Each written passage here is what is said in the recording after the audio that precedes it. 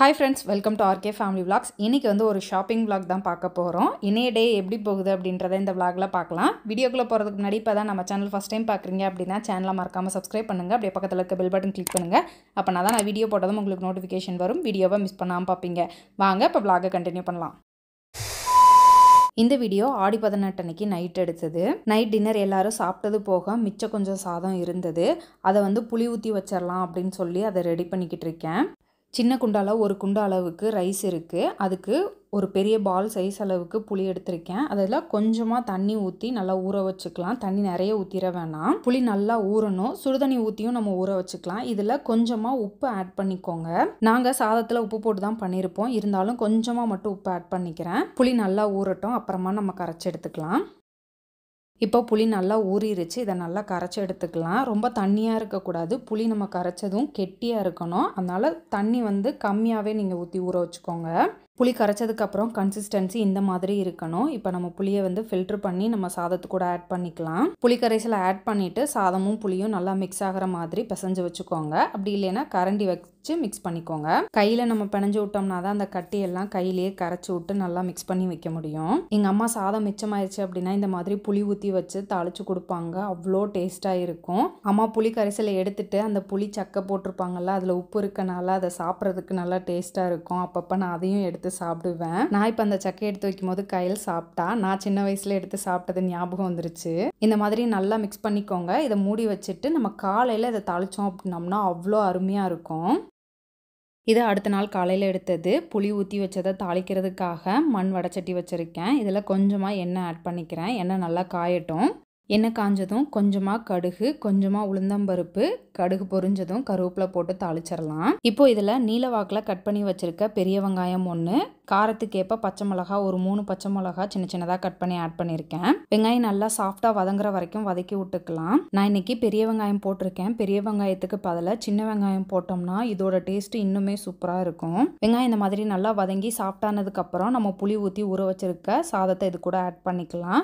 சாதம் போட்டதும் கிளறி விட்டு ஆஃப் பண்ணிடக்கூடாது. புளியோட பச்சை வாசம் போகிற வரைக்கும் நல்ல சாதத்தை வந்து சுருள வதக்கணும். புளியோட பச்சை வாசம் போகலை அப்படின்னா டேஸ்ட்டும் நல்லா இருக்காது, அதோட ஸ்மெல்லும் நல்லா இருக்காது. அதனால சுருள வதக்கிக்கோங்க. நான் புளி நைட்டு ஊற்றி வச்சு காலையில் தாளிச்சிருக்கேன். நீங்கள் காலையில் வச்ச சாதம் மிச்சம் இருந்ததுன்னா காலையிலேயே புளி ஊற்றி வச்சு மதியம் தாளிச்சிக்கலாம். அப்படி இல்லைன்னா மதியம் வச்ச சாதம் மிச்சம் இருந்ததுன்னா மதியம் புளி ஊற்றி வச்சு நைட்டு தாளிச்சிக்கலாம். இது கூட தேங்காய் சட்னி வச்சு சாப்பிட்டிங்கன்னா நல்லா சூப்பராக இருக்கும். வெங்காயம் வந்து நிறைய போட்டு பண்ணிங்க அப்படின்னாலும் நல்லா டேஸ்ட்டாக இருக்கும். இந்த பச்சை மிளகா போட்டிருக்கோம் பார்த்தீங்களா, அதவே சாதத்துக்குள்ளே வச்சு சாப்பிட்டோம்னாலும் அவ்வளோ டேஸ்ட்டாக இருக்கும். இந்த சாதம் கிளறதுக்கு நல்லா அடிகனமாக இருக்க மாதிரியான வடைச்சட்டி வச்சு கிளறுங்க. ஒரு 7-8 நிமிஷம் நல்லா சுருள வதக்கியாச்சு. நம்ம தாளித்த புளி சாதம் சூப்பராக ரெடி ஆயிருச்சு.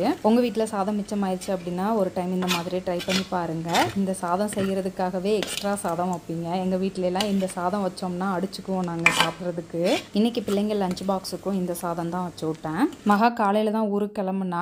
கையிலும் கண்மணியும் ஸ்கூலுக்கு கிளம்புறதுக்கு முன்னாடி நான் உனக்கு மேக்கப் பண்ணி விட்றேன் அத்தை அப்படின்னு சொல்லி கண்ணுக்கு மையெல்லாம் போட்டு விட்டு அவளை டார்ச்சர் பண்ணிட்டாளுக. மகா பிள்ளைங்களை திட்டக்கூட மாட்டா. அதனால எல்லா பிள்ளைங்களுமே மகா கிட்ட ரொம்ப அட்டாச்மெண்ட்டாக இருப்பாங்க. பிள்ளைங்க ஸ்கூலுக்கு கிளம்புனதும் மகாவும் சாப்பிட்டுட்டு நானும் கிளம்புறேன் அப்படின்ட்டு கிளம்பிட்டா. கமலுக்கு திண்டுக்கல் போக வேண்டிய வேலை இருந்தனால நானே ட்ராப் பண்ணிடுறேன் அப்படின்ட்டு மகாவையும் கூட்டிகிட்டு போனாங்க. ஹாய் ஃப்ரெண்ட்ஸ், என்னோட தாலி செயின் வந்து அந்து போச்சு இல்லை, அந்து போகுது. ஸோ அதை மாற்றிடலாம் அப்படின்னு ஒரு பிளானு. அதனால தான் வந்து மஞ்சள் கயிறில் மாற்றிட்டேன். இது வந்து 3 பவுன் செயின். என்னோட தாலிக்கொடி வந்து 3 பவுனு. கல்யாணத்தப்போ கமல் வந்து 3 பவுனுக்கு எனக்கு போட்டாங்க. 3 பவுனுக்கு போட்டாங்க. அது வந்து ஒரு 5 வருஷம் கழுத்திலே போட்டிருந்தேன். அந்து போச்சு. அதுவும் இதே இடம் தான். ஸோ இந்த இடத்துல தான் வந்து எனக்கு அந்து போச்சு. இதுவும் அதே இடத்துல தான் அந்து போச்சு. 2018 டிசம்பரில் நான் மாற்றினேன். அது எப்படி மாற்றினேன்னா இந்த சைடில் முகப்பு வச்ச மாதிரி மாற்றினேன். ஒரு 3 குண்டு வச்சு மாற்றினேன். அந்த ஃபோட்டோ இருந்ததுன்னா நான் சைடில் கொடுக்குறேன். அந்த செயின் மாற்றினேன். அது வாங்கி 2 மாதத்தில் எனக்கு அந்து போச்சு. இதே மாதிரி இதே இடத்துல அந்து போச்சு. அதை வந்து வாங்கின கடையில் கொண்டு போய் என்னது இது வாங்கி 2 மாதம் தான் ஆச்சு, அதுக்குள்ளே அந்து போச்சு அப்படின்னு கொடுத்ததுக்கு, நீங்கள் வந்து செயின் வந்து கீழே கயிறு வந்து தாலி வந்து நிறைய போட்டிங்க, தொங்கி அது அந்து போச்சு, வெயிட்டாக போட்டிருந்தீங்க அதனால தான் அந்து போச்சு அப்படின்னு சொன்னாங்க. ஆக்சுவலாக நான் அப்படிலாம் போடலை. கயிறில் போட்டால் தான் தொங்கும் அந்து போகும்னு சொன்னாங்க. அதனால நான் வந்து வெள்ளியில் வந்து கம்பியில் தான் போட்டிருந்தேன். அப்படி இருந்தும் அது அந்து போச்சு. போய் அதை சண்டை கட்டி இல்லை நாங்கள் ஒட்ட வச்சு தரோம் அப்படின்னு சொல்லி ஒட்ட வச்சு கொடுத்தாங்க. ஒட்ட வச்சு கொடுத்து 1 மாசத்துலேயே வந்து அது அந்து போச்சு. திரும்ப போய் கம்ப்ளைண்ட் பண்ணால் திரும்ப ஒருக்க பற்ற வச்சு கொடுத்தாங்க. அதுவும் ஒரே மாசத்துல 3 வாட்டி. ஆமா 2 மாசத்துல இந்த மாதிரி 3 தடவை அந்து போச்சு. எனக்கு அந்த செயினே வேணாம், எனக்கு வேற செயின் மாத்தி கொடுத்தாலே கொடு, செய்கூலி சேதாரம் இல்லாம எனக்கு இந்த பிரைஸுக்கு அப்படியே மாத்தி கொடுக்கணும் அப்படின்னு சொல்லி கமல் தான் போனாங்க. இந்த செயின் மாத்த போனப்ப கண்மணி பிறந்து ஒரு 6 மாச பிள்ளை நினைக்கிறேன். ஆமா ஒரு 6-7 மாச பிள்ளை. சோ அதனால வந்து நான் போகல, கமல் மட்டும் போய் இந்த செயினை வந்து வாங்கிட்டு வந்தாங்க. வாங்கிட்டு வந்தப்பே வந்து இது பழைய செயின் அப்படின்றத நான் கண்டுபிடிச்சிட்டேன். ஆமா இது பழைய செயின், மெருகு போட்டு கமலக்கண்ணனை ஏமாத்தி கொடுத்துட்டாங்க. இந்த செயினை வந்து கொடுத்துட்டாங்க. இந்த செயினை வந்து நான் அன்னைக்கே சொன்னேன், கமல் இந்த இடத்துல வந்து மித்த இடமெல்லாம் நல்லா ஸ்டிஃபா இருக்கு, இந்த இடத்துல மட்டும் அமுக்குன்னா நல்லா நசுங்குது, இது வந்து சீக்கிரம் அந்து போயிரும், நமக்கு இது வேணாம், நம்ம போய் மாத்திட்டு வந்துடலாம், இன்னைக்கே மாத்தினோம்னா நம்ம போய் வேற எது புதுசு மாத்திட்டு வந்துடலாம் அப்படின்னு சொன்னேன். இன்னொருக்கெல்லாம் அவங்க கூட போய் என்னால சண்டை கட்ட முடியாது, நீ இதவே போடு, அந்து போச்சுன்னா வேற மாத்திக்கலாம் அப்படின்னு கமல் சொன்னாங்க. சரி போ அப்படின்னு சொல்லிட்டு நானும் போட்டுக்கிட்டேன். இப்ப வந்து இத மாத்துறதுக்கான தருணம். இன்னும் அந்து போகல, அந்து போற மாதிரி தான் இருக்கு. ஒரே ஒரு நூல்ல இருக்குங்க. இந்த இதை வந்து நான் போட்டுக்கலாம், இன்னும் ஒரு 6 மாசமோ 1 வருஷமோ இது தாங்கும், கண்டிப்பா தாங்கும். பட் ஆனா எனக்கு வந்து ஒரு பயம் இருந்துட்டே இருக்கும், இது எப்ப அந்து விழுகுமோன்னு. சும்மா இருந்தா பரவாயில்ல, 3 பவுண்ட் செயின் அந்த கீழே விழுந்து எங்கேயாவது விழுந்துருச்சு அப்படின்னா, போற பக்கம் எங்கேயாவது விழுந்துருச்சு தொலைஞ்சு போச்சு, அந்த மாதிரி எல்லாம் விழுந்து எங்கேயாவது தொலைஞ்சு போச்சுன்னா என்ன பண்றது? 3 பவுன் ஆச்சு. ஒரு பவுன் இப்ப எவ்வளவு 50,000 ரூபாய் வருது. சோ 3 பவுன்னா 1.5 லட்சம் ரூபாய். ஸோ அதை வீண் பண்ணக்கூடாதுல்ல, அதனால வந்து சரி போய் மாத்திட்டு வந்துடலாம். இன்னொருக்க 3 பவுன் செயினுக்கும் எனக்கும் ராசி இல்லை, 3 தடவை மாத்திட்டேன். அதனால நான் வந்து இந்த தடவை 5 பவுனுக்கு மாத்தலாம் அப்படின்னு பிளான் வச்சிருக்கேன். ஸோ இந்த 3 பவுனை போட்டுட்டு இது கூட வந்து இன்னும் ஒரு செயின் 1.5 பவுன் செயின் இருக்கு. அப்புறம் டாலர், பிஞ்சு போன டாலரு, லொட்டு லொசுக்குன்னு கொஞ்சம் தங்கம் இருக்கு.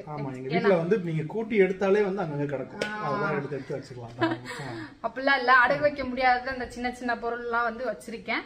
சோ அதெல்லாம் போட்டுட்டு ஒரு 5 பவுனுக்கு ஒண்ணு நல்லதா பிடிச்சிருந்ததுன்னா வாங்கிட்டு வருவேன், அப்படி இல்லைன்னா செய்ய கொடுத்துட்டு வரலாம், நல்ல உறுதியா செய்யணும் அப்படின்னு இன்னைக்கு வந்து மாத்த போறேன். அக்கா எல்லாம் பிளான் போட்டுருக்காங்க ரொம்ப மாசமா, எனக்கு இப்பதான் சொன்னாங்க, சொன்னா இந்த மாத்தியாச்சு. இல்ல அப்படிலாம் இல்லைங்க, அக்காலாம் வரல, பெரிய அக்காலாம் வரல, அவ ஈரோடுல இருந்து இதுக்காகலாம் வரமாட்டா, நம்ம டீச்சர் அக்கா கூட தான் போறேன். பிள்ளைங்க வந்தோடனே கிளம்பிடுவோம். குஷி தங்கம்னா வந்து ராஜதி முஞ்சில இருந்தா இருக்கு 64 பொண்ணு தெரிஞ்சிடும். தங்கம்னா நான் மட்டும் கிடையாது, எல்லா பெண்களுக்குமே பிடிக்கும். அது வந்து அத நான் என்கிட்ட தங்கம் இருக்கான்னு கேட்டா இருக்கு, எல்லாமே எங்க இருக்கு? பேங்க்ல இருக்கு, எல்லாம் இங்கிலீஷ் படிச்சிட்டு இருக்கு. வாங்கினது எல்லாமே இங்கிலீஷ் படிச்சுட்டு இருக்கு. எங்க அப்பா ரிட்டையர் ஆனப்ப எனக்கு ஒரு 3 பவுனுக்கு காசு கொடுத்தாங்க. அது கூட கமல் ஒரு 2 பவுனுக்கு காசு போட்டு ஒரு 5 பவுனுக்கு செயின் எடுத்து கொடுத்தாங்க. 3 பவுன் செயின், 2 பவுன் டாலர், 5 பவுன். அது ஒரே ஒரு நாள் தான் போட்டேன். போட்ட அன்னையில இருந்து அது பேங்க்ல இங்கிலீஷ் படிச்சுட்டு இருக்கு. புத்தம் புதுசா பேங்க்காரன் வச்சிருக்கான். அதை எடுப்போம் திருப்பி வைப்போம், எடுப்போம் திருப்பி வைப்போம், எடுப்போம் திருப்பி கடைசியா அப்படி ஒரு செயின் இருக்கா அப்படின்றதே நான் இடையில வந்து கூகுள் போட்டோஸ்ல போட்டோ காட்டினப்ப இந்த செயின் நம்மளா வச்சிருந்தோம் அப்படின்ற மாதிரி தோணுச்சு. அந்த அளவுக்கு மறந்துட்டேன் நான். அத்தனை வருஷமா அது அங்க கிடக்கு. கடைசியா எப்போ வச்சோம்? இந்த இடம் ரெஜிஸ்டர் பண்றதுக்கு வச்சோம். அதுக்கப்புறம் திருப்பவே இல்லைங்க. எடுத்துக்கலாம் பொறுமையா எடுத்துக்கலாம். அப்படியே படிச்சிட்டு இருக்கு. சோ அதனால தங்கம்னா எல்லாருக்கும் சிரிப்பு வரதானே செய்யும். புதுசா எடுத்து கொடுக்குற பழச இருக்கிற லொட்டு லொசுக்கெல்லாம் போட்டு வேற வாங்குறோம். எக்ஸ்ட்ரா ஒரு காசு கொஞ்சம் வந்துச்சுன்னா இந்த புக் அப்படியே எடுத்து அப்படியே கொடுத்துட்டு குடு, எனக்காக இது கூட கொடுக்க மாட்டியா? மாத்திக்கலாம். அக்கா ஸ்கூல் முடிஞ்சு ஒரு 5 மணிக்கெலாம் பஸ் ஸ்டாண்டு வந்துடுவேன், நீங்களும் வந்துருங்க அப்படின்னு சொன்னாங்க. அதனாலேயே கொரியர் அன்னைக்கு கொஞ்சம் சீக்கிரமாக செக் பண்ணி எடுத்து வச்சுட்ருக்கோம்.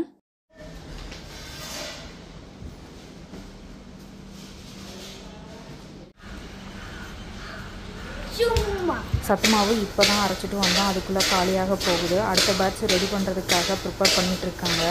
கௌதம் கொரியர் போட்டு வந்ததுக்கப்புறம் நாங்கள் திண்டுக்கல் கிளம்பிட்டோம்.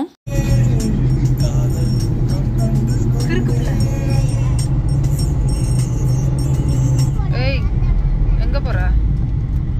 லெஃப்ட் தான். கையல் கண்மணி 2 பேரையும் அக்கா வீட்டில் விட்டுட்டு நாங்கள் மட்டும்தான் கடைக்கு போனோம்.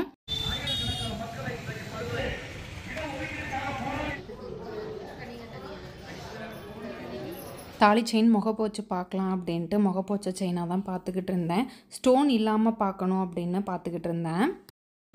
நல்லா இருக்குது.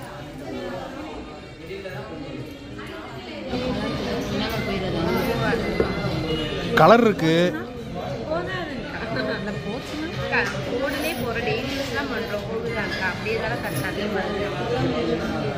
ரொம்ப பெருசா இருக்கு. என்ன வேண்டி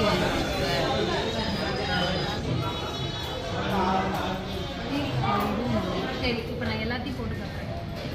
ஃபைனலாக நீ இல்லை ஓகேவா? ஓகே.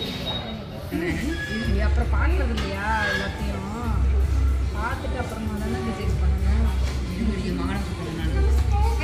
உனக்கு பிடிச்சிருக்கல? எனக்கு பிடிச்சிருக்கு. பழசை போட்டு தான் எடுத்தேன். பழசெல்லாம் அழுக்கு எடுத்துகிட்டு வந்து வெயிட் பார்த்து தான் அதுக்கு ரேட் போடுவோம் அப்படின்னு சொன்னாங்க. ஸோ அழுக்கு எடுக்கிறதுக்காக மேலே பட்டறைக்கு வந்தோம். நகையை நெருப்பில் காட்டினாங்க. நல்லா செவப்பாகும் போது ஐயோ என் நகையெல்லாம் உருக்குறாங்களே அப்படின்ற மாதிரி ஒரு ஃபீல் வந்துருச்சு எனக்கு.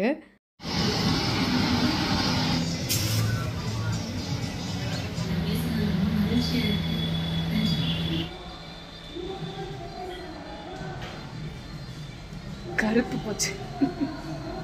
அழுக்கு எடுத்து கொண்டு வந்து கொடுத்து வெயிட்லாம் செக் பண்ணிவிட்டு ரேட் போட்டுட்ருக்காங்க. கொஞ்சம் குறைச்சி போடுங்க அப்படின்னு சொல்லி கடைசியாக எக்ஸ்ட்ரா ஒரு 38,500 ரூபாய் கொடுத்து தான் நகையை வாங்கிட்டு வந்தோம். நகையை எடுத்துகிட்டு இப்போ அக்கா வீட்டுக்கு போய்கிட்டு இருக்கோம். அக்கா வீட்டுக்கு போயிட்டு பிள்ளைங்களை கூப்பிட்டு வீட்டுக்கு போகணும். பாய் பாய்.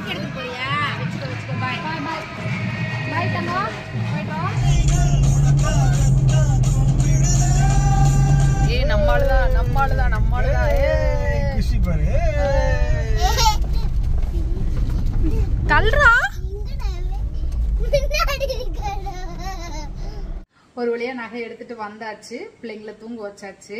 நான் என்ன நகை எடுத்துட்டு வந்திருக்கேன் அப்படின்னு காட்டுறேன். எனக்கு வந்து முகப்போச்சு போடணும்னு தான் ஆசை. ஸோ அதனால முகப்போச்சு தான் எடுத்திருக்கேன். டிசைன் பார்த்தீங்க அப்படின்னா இதுதான். செயின் பார்த்தீங்க அப்படின்னா நார்மலாக நம்ம இருக்க மாதிரி. இந்த முகப்பு மட்டும் பார்த்தீங்க அப்படின்னா ஆன்டிக் மாடல்ல எடுத்திருக்கேன். ஸோ அது வந்து லைட்டாக கொஞ்சம் கருப்பா இருக்கும். 4 மாடல் பார்த்தோம். இது வந்து எனக்கு ரொம்ப பிடிச்சிருந்தது. கமலுக்கு இது வந்து ரொம்ப பிடிச்சிருந்தது. மற்றதெல்லாம் குண்டுன்னு சொல்லி ஒவ்வொன்றும் ஒரு கலர்ல ஏதோ டிராபிக் சிக்னல் மாதிரி பச்சை வெள்ளை சிவப்பு அதெல்லாம் நல்லாவே இல்லை. கல்லு வச்சு ஆக்சுவலா கல்லு வச்சு வேணவே வேணாம் அப்படின்னு நான் டிசைட் பண்ணிருந்தேன். ஏன்னா கல்லு வச்சு போட்டோம் அப்படின்னோம்னா நம்ம தலையில எண்ணெய் வைக்கும் போது கண்டிப்பா எண்ணெய் இறங்கும், வேர்க்கும் போது அந்த வேர்வை. ஸோ அது வந்து நாளடைவுல அந்த கல்லோட கலர் வந்து மங்குறதுக்கு வாய்ப்பு இருக்கு. அதுவும் இல்லாம அதை வந்து நம்ம வந்து ப்ராப்பரா அதை வந்து பாலிஷ் பண்ண மாட்டோம். அதை வந்து கிளீன் பண்றது எனக்கு அது வராது. அதனால அது வந்து வேண்டாம் அப்படின்னு நினைச்சேன். கல் இல்லாம தான் எடுக்கணும் அப்படின்னு நினைச்சேன். ஸோ அதே மாதிரி கல் இல்லாம எடுத்தாச்சு. எனக்கு வந்து ரொம்ப பிடிச்சிருக்கு. நல்ல உறுதியா ஒரு 5 பவுனுக்கு எடுக்கணும் அப்படின்னு நினைச்சேன். ரொம்ப நாளா பிளான் பண்ணிட்டு இருந்தது. இன்னைக்கு வந்து அது நிறைவேறிடுச்சு. என்ன ஒரு வருத்தம், இதோட வெயிட் பாத்தீங்க அப்படின்னா 39 கிராம். 5 பவுனுக்கு 1 கிராம் கம்மி. 1 கிராம் இல்ல, ஒரு சில மில்லி கொஞ்சம் கம்மி, கொஞ்சோண்டு கம்மி. நான் பழசெல்லாம் போட்டேன் பாத்தீங்களா, அதோட வெயிட்லாம் வந்து 43 கிராம் இருந்தது. 44 கிராம் அழுக்கு எடுக்கிறதுக்கு முன்னாடி 44,800 இருந்தது. அழுக்கு எடுத்ததுக்கு அப்புறம் 43,800 அந்த மாதிரி இருந்தது. 43 கிராம் போட்டுட்டு 39 கிராமுக்கு எடுத்திருக்கேன் அப்படின்னும் போது அது மட்டும் இல்ல, நம்ம 44 கிராம் கொடுத்துட்டு 39 கிராம் வாங்கிட்டு வந்திருக்கோம். அதுக்கு நம்ம 40,000 ரூபாய் காசு வேற கொடுத்துருக்கோம். 40 இல்ல 38,500 கொடுத்துருக்கோம். கிட்டத்தட்ட 40,000 ரூபாய். எவ்வளவு அறிவாளிங்க நம்ம. எவ்வளவு அறிவாளி. வீட்டுக்கு வந்ததுக்கு அப்புறம் தான் யோசிக்கிறேன். ஆமால 39 கிராம் 43 கிராம் கொடுத்துட்டு 39 கிராம் தான் எடுத்திருக்கோம். எக்ஸ்ட்ரா 1 பவுனுக்கான காசையும் கொடுத்துட்டு வந்திருக்கோம். அப்படின்னும் போது கொஞ்சம் மனசு வந்து படபடன்னு அடிச்சுக்குது. பழசு எல்லாமே வந்து அது ஜிமிக்கி உடஞ்ச ஜிமிக்கி போடவும் முடியாது, அடகு வைக்கவும் முடியாது. ஆமா, அடகு வைக்கலாம். உடஞ்ச ஜிமிக்கி, அந்து போன செயின், அந்து போன டாலரு, ஸோ இதெல்லாம் போட்டு தான் வந்து நான் எடுத்தேன். அதெல்லாமே வந்து நான் கேடியம். அது எனக்கு இன்னைக்கு தான் தெரிஞ்சது. நான் போட்டிருந்த தாலிக்கொடி மட்டும்தான் வந்து கேடிஎம், மித்த எல்லா நகையுமே நான் கேடிஎம். கல்யாணத்துக்கு முன்னாடி எடுத்தது அதெல்லாம். சோ அதெல்லாமே வந்து நான் கேடிஎம் அப்படின்றது எனக்கு இன்னைக்கு தான் தெரிஞ்சது. அதனால அதுல சேதம் ரொம்ப கழிச்சது வந்து ரொம்ப அதிகமா கழிச்சு. அந்த 1.5 பவுண்ட் செயினுக்கு வந்து 11 கிராம் இருந்தது. அங்க வேஸ்டேஜ் வந்து 1 கிராம் 800 வந்து கழிச்சிட்டு 9 கிராமுக்கு தான் ரேட்டு போட்டு எடுத்தாங்க. சோ கொஞ்சம் வருத்தமா இருக்கு எனக்கு. சரி, ஓகே, அவ்வளவுதான். சரி, ஃபைனலா வந்து எனக்கு பிடிச்சதை எடுத்தாச்சு. இத பத்திரமா வச்சுக்கணும். ஓகே, அவ்வளவுதான். சோ எனக்கு பிடிச்சதை எடுத்தாச்சு. நான் ரொம்ப ஹாப்பியா இருக்கேன். நீ கொஞ்சம் வருத்தமா தான் இருப்ப. பரவாயில்ல, வருத்தமாவே இருந்துக்கோ, நான் ஹாப்பியா இருந்துக்கிறேன். இந்த வீடியோவை இதோட முடிச்சுக்கலாம். இந்த வீடியோ உங்களுக்கு பிடிச்சிருக்கும் நம்புறேன். பிடிச்சிருந்தா லைக் பண்ணுங்க, மறக்காம சேனலை சப்ஸ்கிரைப் பண்ணுங்க. அடுத்த ஒரு இன்ட்ரெஸ்டிங்கான வீடியோல பார்க்கலாம். அது வரைக்கும் பாய்.